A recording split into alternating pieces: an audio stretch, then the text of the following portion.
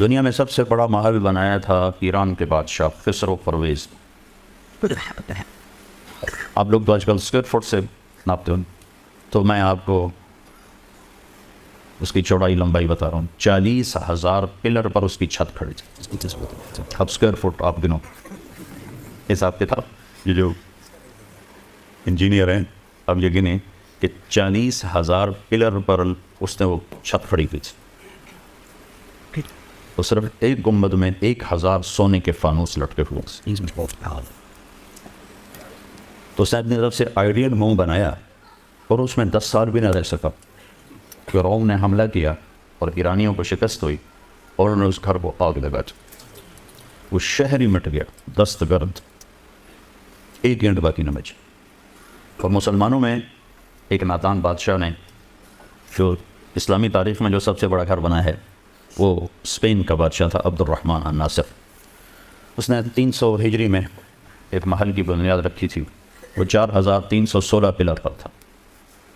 اور آپ کے گھروں میں سوئمنگ پول کا یاد ہوگا، مرغی خانے ہیں تو جہاں بڑے بڑے گھر والے پاکستان میں وہاں سوئمنگ پول بناتے ہیں، تو مالدار لوگ سوئمنگ پول بناتے ہیں، تو اس نے کیا بنائے تھے؟ پارے کے پول بنائے، مختلف پارا۔ تو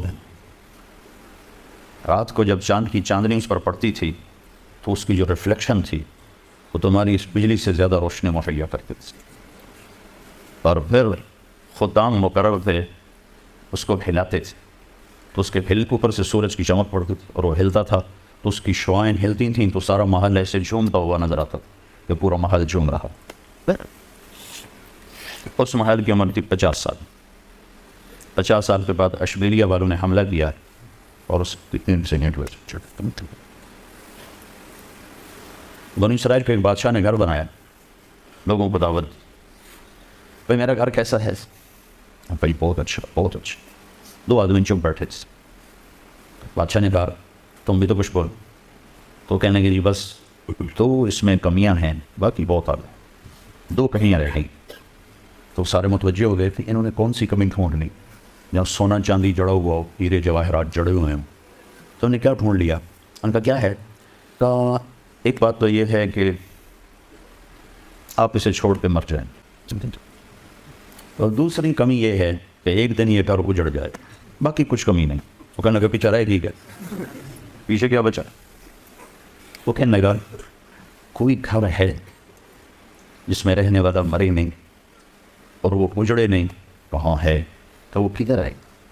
کہ وہ اللہ نے جنت کو بنایا۔ تو اس کو ہم آئیڈیل بنا بھی لیں اپنی عقل سے تو بن نہیں سکتا، اپنی عقل سے تو بن نہیں سکتا۔ اگر فرض کرو بنا لیں تو بنتے بنتے شام کو چھپی ہوگی۔ ہاں، جس کو آپ کہتے ہیں فیوچر 40 سال تو اس کو ڈھونڈنے میں لگ جاتے ہیں۔ 40 سال کے بعد پیچھے بیماریاں ہوتی ہیں اور آفت، اور یہاں تو ویسے بچے چھوڑ کے چلے جاتے ہیں، تو پھر دیواریں ہوتی ہیں اور کمرے ہوتے ہیں۔ تو آئیڈیل موم اللہ نے جنت کو بنایا ہے۔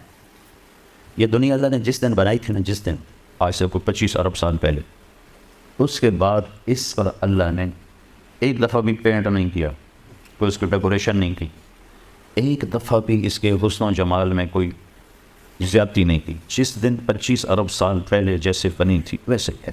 ہاں، اس کو مینٹین کرنے کے لیے اسباب بنا دی، اور اس کو بنایا مٹی سے، پتھر سے، اور 50 کلومیٹر، یہ 50 کلومیٹر مٹی، ریت، پتھر، معدنیات ہیں، اور 50 کلومیٹر کے بعد اندر آگ ہے، آگ ہی آگ۔